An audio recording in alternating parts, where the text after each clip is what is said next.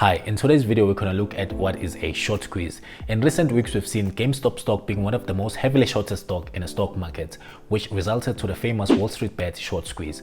But before we get to that, let's first understand what is short selling, or what is also known as shorting or going short. So short selling is when an investor borrows shares and immediately sell them at the market price, hoping that he or she can scoop them up later at a lower price, then return the shares back to the lender and pocket the profits. However, it's worth noting that short selling is more riskier than buying and holding the actual stock. So to make an illustration, I brought these bananas here, each representing a share at $50. And I know what you're thinking, a banana worth $50. You see, it's very important to note that some stocks can be overvalued or undervalued. But in our case here, it makes sense because these are like high-tech bananas. You eat one and you never have to eat again in your life. By the way, if you're interested in placing an order, link in the description. You thank me later.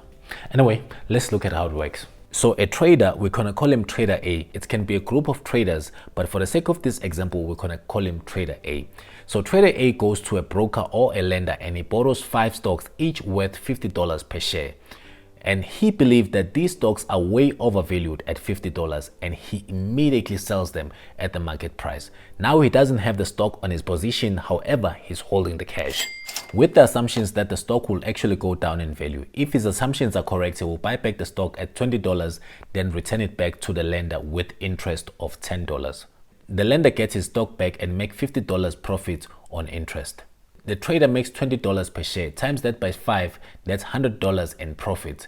Now he can go and buy that Lamborghini. Well, in this case, it will probably be a toy Lamborghini. Now let's look at it from a different scenario. What if Trader A's assumptions were wrong? What if the stocks were actually undervalued at $50 per share?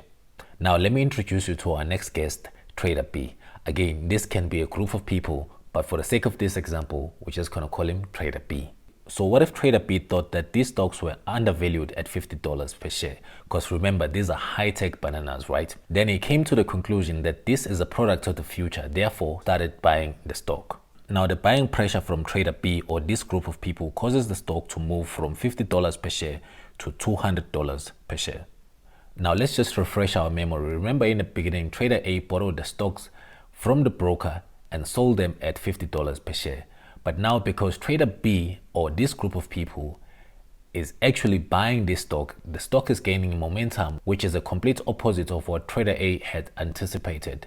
This is now called a short squeeze.